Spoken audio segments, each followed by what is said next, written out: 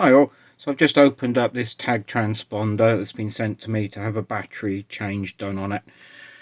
When I got into where the batteries are, this is the state of the batteries, which as you can see is not great. The sealant that's used within the tag transponders isn't brilliant.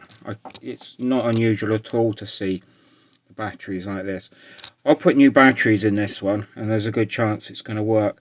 What I'd always recommend, if you've got one of these tag transponders and you ever get caught, wet race or whatever, or even when you're not actually, is just store the transponder inside. Don't leave it in a damp garage or something, or a trailer in between races. Get it inside, and especially if it's been a wet race, stick it in the airing cupboard or something to try and get it dried out as quickly as possible. And that, if yours is not well sealed, at least it might last a little bit longer. So that's new batteries neatly installed. Obviously I'll then seal this up.